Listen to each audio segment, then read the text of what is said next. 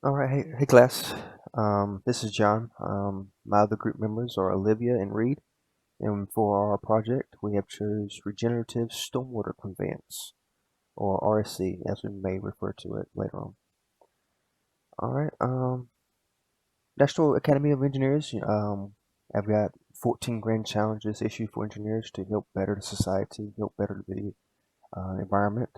And one of the uh, grand challenges is to provide access to clean water. The world's water supply are facing new threats with the innovation of affordable advanced technologies, and that can make a difference for millions of people around the world.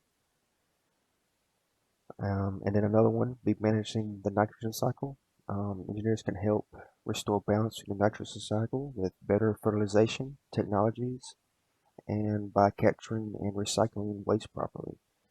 Another grand challenge that this project implements is the restoring and improving the urban infrastructures.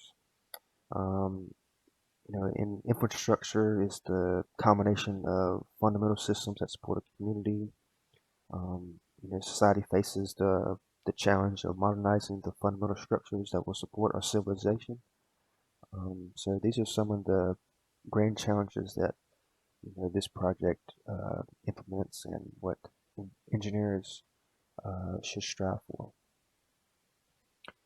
The nutrients impact. The nutrients that impact the waterways, is excess of nitrogen and phosphorus. This can be done from agricultural or urban watersheds to surface waters, and is considered one of the main causes of eutrophication. Eutrophication this occurs when the environment becomes enriched with certain nutrients such as nitrogen and phosphorus. This allows for an abundance of plant life, and this can cause algal bloom that will decrease oxygen and clarity of water.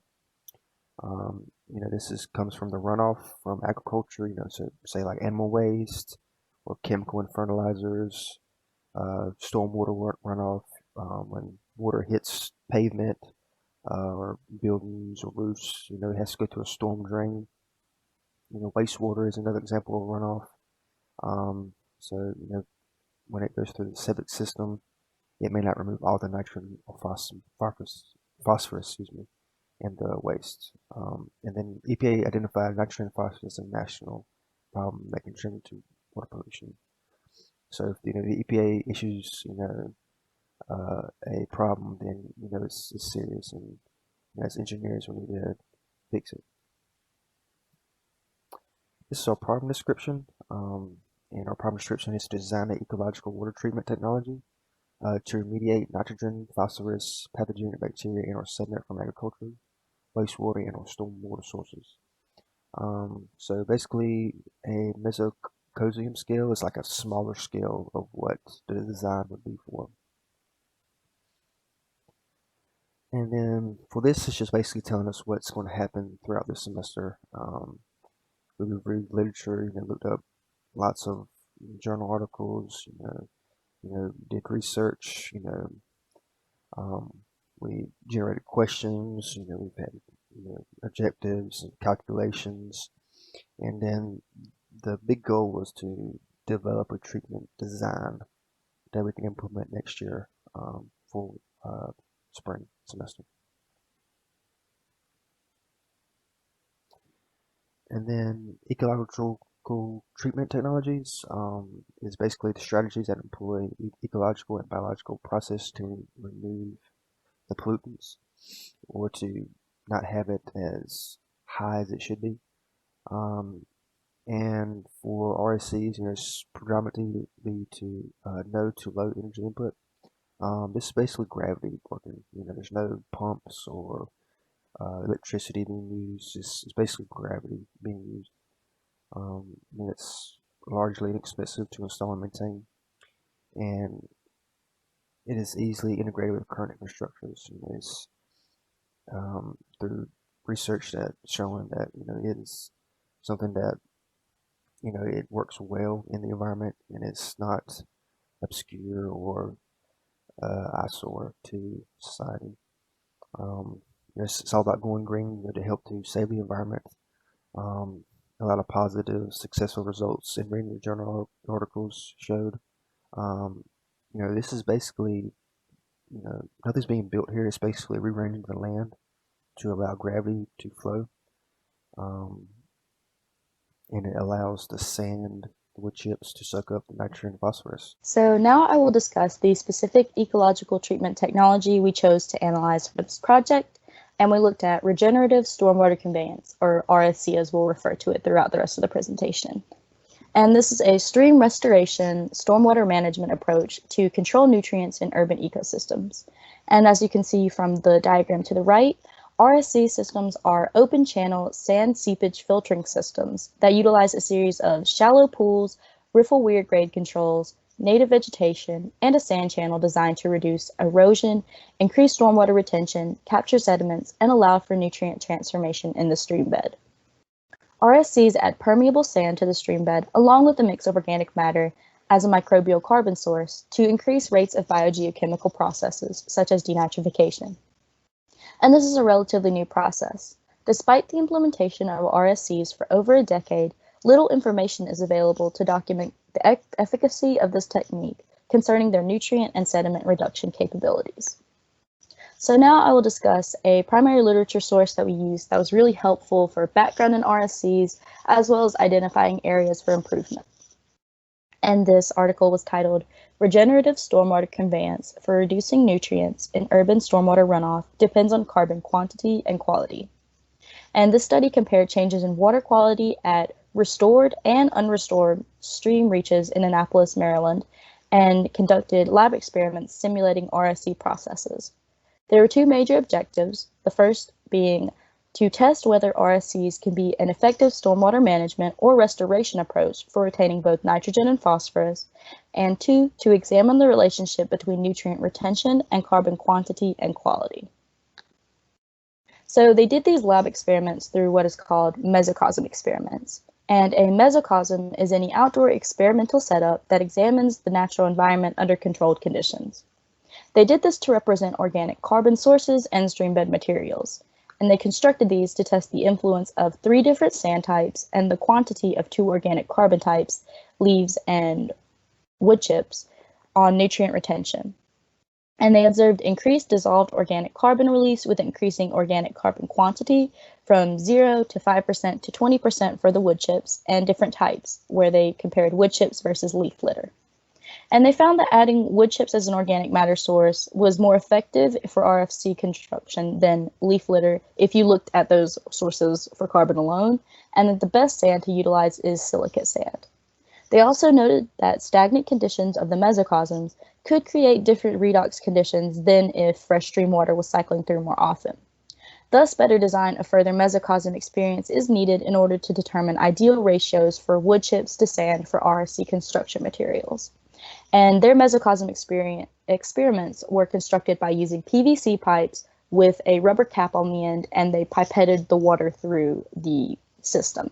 So basically they were saying if this was better designed to show the stream flow, then this could provide better results. So from this literature, it brought up important trade-offs that are noted with regenerative stormwater conveyance. And results showed that RSCs consistently had lower dissolved oxygen saturation and pH relative to nearby unrestored streams, and this is likely due to the release and oxidation of organic carbon. This low dissolved oxygen and these reducing conditions can favor anaerobic bacterial reduction of the ferric ion, or Fe3, and release of the ferrous ion, or Fe2+, in solution, and this is sensitive to changes in reduction potential and pH. A recent study showed that large amounts of Fe2+ were released from many RSCs in Maryland and Washington, D.C., and this caused a decrease in benthic substrate habitat for aquatic macroinvertebrates, decreases in water exchange due to the plugging of sediment pores, and changes in the redox potential that can cause the release of toxic metals. And as mentioned before, nitrogen retention varied based on organic carbon quantity, quality, and temperature. And the release of soluble reactive phosphorus, or SRP, from RSCs warrants further investigation. And it was found that these changes in soluble reactive phosphorus concentrations seem to be a function of iron levels. So in this study, they tested for iron. And this is because iron can be reduced and mobilized under anoxic conditions, affecting release of SRP and other trace elements that could be sorbed to this iron. And the star was here just to kind of as a take-home message from this article that sources and optimal amounts of organic carbon in RSCs must be identified and tested to determine if unintended consequences or trade-offs in retention of nitrogen and phosphorus occur. And this is because, as stated before, the addition of excessive organic carbon from wood chips or leaf litter in these sand seepage beds can cause decreases in dissolved oxygen and pH at RSCs due to the release and oxidation of organic carbon. Though low dissolved oxygen may result in more efficient removal of nitrogen, this in turn can cause sediment remobilization of phosphorus that has been sorbed to these iron hydroxides. Furthermore, the balance of nitrogen removal and phosphorus release are also affected by pH, water temperature, and concentrations in stream water. We also analyzed the way that they looked at and analyzed their results based on different technologies they used. And in this study, soluble reactive phosphorus and nitrate were determined with a nutrient automated analyzer. Dissolved organic carbon and total dissolved nitrogen were analyzed using high temperature catalytic oxidation and chemoluminescence methods. Dissolved iron was analyzed by a plasma optical emission spectrometer, and dissolved oxygen or dissolved organic carbon quality was characterized with a spectrofluorometer. And taking all this information into account from the literature, we came up with the following proposed project objectives. So after reviewing the literature for different designs and gaps, we wanted to further develop and contribute to the general knowledge of how to design an RSC system, so we will be designing the RSC system first. And then second, we wanted to identify water bodies of interest to apply this to, and we're currently looking at Greens Mill Run. Third, we will be testing this water or samples that we collect for water quality parameters, and we're looking at water temperature, dissolved oxygen saturation, pH, specific conductance, dissolved and total organic carbon, total Geldof nitrogen, which is the sum of ammonia nitrogen and organically bound nitrogen. That doesn't include nitrate nitrogen or nitrite nitrogen. And then we'll separately look at nitrate and ammonia as well as total Geldof phosphorus. And then finally, we will implement our RSC design and then retest these water quality parameters to see how they change. And now I will let Reed go and explain our RSC design. Regenerative stormwater conveyance design. The design materials include wood chips, sand, footer boulders, cobbles, filter fabric, and optionally bank run gravel and compost. Each material that is needed needs specific specifications to be used. The sand and wood chips will be mixed together to give a percentage of 20% wood chips and 80% sand. The footer boulders will be placed right before the pond starts and will be used both as a weir and for the back layer of the pond.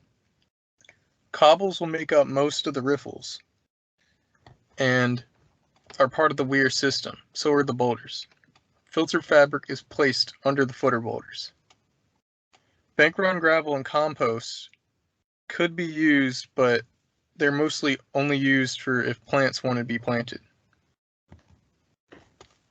Here's a picture of a normal stormwater conveyance system. Right here is the cobble and the footer boulders. Here's also the cobble and footer boulders, but right here it acts as a weir for the water. And also right here for the boulders. This whole area is a sand and wood chip mix. And also, the riffle areas will have a 5% slope, which is important for later. And under right here, as you can see, is the filter fabric under the boulders. To start the design, the type of profile must be selected. if the overall area slope is 5% or under, a typical profile is used. If it's over 5%, a cascading profile is used. There's a big difference between the two because a typical profile involves riffle to pool, while a cascading has riffle to a cascade to multiple pools. It can be 3, but it also can be anything over just one pool before riffle.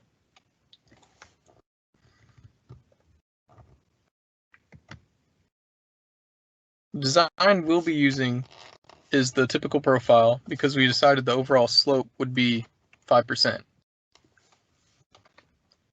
In this experiment, we'll be designing a small scale version of a normal regenerative stormwater conveyance system.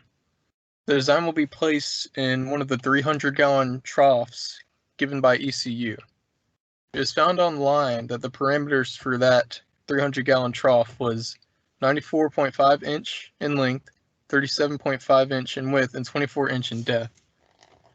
But that only includes the inside, which will be the actual used part. To stay true to regulations in building this RSC, most of the ratios will be kept the same, such as the 2-to-1 pool to riffle ratio. And for this design, since the length was 94.5, it was decided that there'd be 15.75 inch riffles and 31.5 inch pools, which there'd be 2 whole sections of that. To start the design, the weir must be designed. The weir includes the cobble seen earlier and the weir part of the boulders. The sides of the weir must have a 10-to-1 horizontal to vertical ratio. Usually it's 8 feet, but it has been shortened for this experiment. Since the width of the maximum possible width of design was 37.5, we decided that we choose 34 inches for the width of this, which leads to a D of 1.7, which keeps the ratio. Here are equations that were used to help in deciding and seeing if designs were proper or not. This is the hydraulic radius, which is found by having the depth of a cross-section and the top width of a cross-section. Here's also the area, which was found with the depth and width, and this is all part of the weir equations. The hydraulic radius was found to be 0.0938 feet, and the area is found to be 0.2676 feet squared. It should also be noted that the sections with cobble will be double layered in cobble, as seen here, with a 2 times a D50, which will be the diameter of the cobble. Usually, the diameter of cobble is 6 inches. Here's the Manning's roughness coefficient, which is also used in these equations. As seen, it involves the width of the cobble, just one part of the width, without the double layering, and also the D from earlier, being this D. The Manning's roughness coefficient was found to be 0.33278. Oh, oops, moving around too much. Weir peak flow. This is the flow that our weir can maximally take. So in the experiment, it'll be used to determine how much flow we should let enter the system at a time. Using the hydraulic radius, the area, and the slope, the weir peak flow was found to be 0.05532 cubic feet per second, which is pretty small. In the real life situation, the weir flow would be designed to handle a 100-year storm. For some, they're designed to handle a 10 and 20 storm.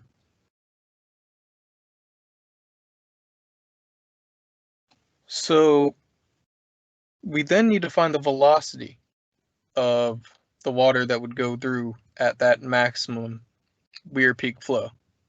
And a velocity can be found by dividing a flow rate divided by its area, which found the velocity to be 0.2067 feet per second. This can be plugged into the Froude number equation, which is kind of like the Reynolds number equation, in that it finds its way of flowing. So over 1 would be supercritical flow, and under 1 would be subcritical flow, which kind of correlates to turbulent and laminar flow. The number found for this experiment, or for the Q that we found for the design rate, was found to be 0.096786, which is well below 1, the deciding factor of its flow. Here the design of what we placed in 300-gallon trough. As you can see, the 2-to-1 ratio is kept with 2 pools and 2 riffles. This whole area being filled with the sand and wood chip mix. And certain things don't have to be exact, as in this height could possibly be lower and might be lower if a top was needed to be put on the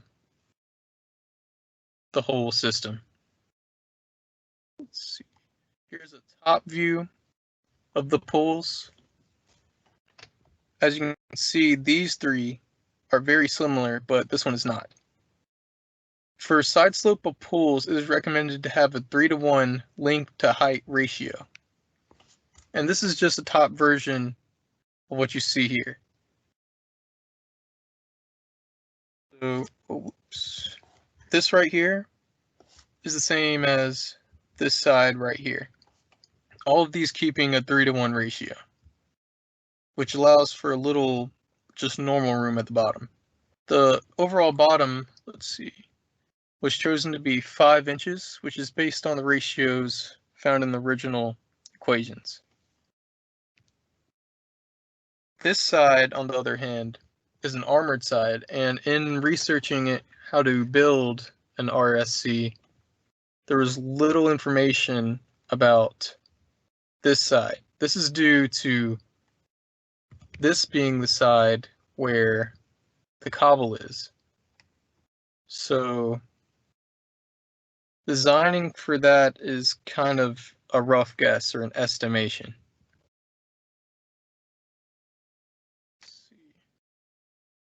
Yep, and that's the design. Now to explain how we will monitor our RSC design and analyze results. To talk about measurements and lab analyses, we will collect a sample of the surface stream water, and we will also collect groundwater samples with a push point sampler because it's a little bit more difficult to access groundwater than just surface stream water, to see if the stream water quality is affecting groundwater inputs. And then specifically when we're working with the groundwater, we're going to put these in bottles without headspace and cap them quickly to minimize exchange with atmospheric oxygen that could cause oxidation of iron. We will be measuring the water temperature, dissolved oxygen saturation, pH, and specific conductance of the stream and groundwater directly with the YSI Pro DSS water quality meter. And then we'll utilize resources from the Bell Lab and the Water Resources Center Lab to analyze dissolved and total organic carbon. And then we'll use resources from the ECU West Research Campus to test samples for total gel-gel nitrogen, total gel-gel phosphorus, nitrate, and ammonia. And moving forward, RCs are generally effective, but some aspects can have negative water quality trade-offs that engineers should work to minimize the designs. This is relatively new, so there might be some faults here and there that engineers need to look and further research needs to be done to allow greater implementation and opportunities to capitalize on these benefits that the RSCs provide. And here are a few of them are the ecosystem services to society include nutrients reduction. This is a great RSC benefit to society and the environment as a whole. And how RSC blends into the environment. You know, it's natural. It's nothing obstructive or obstrude. You know, it's something that actually looks like it would be out in the environment without it being man-made. Another RSC quality would be cost benefit. You know, it's low cost, and it also has little to no long-term maintenance.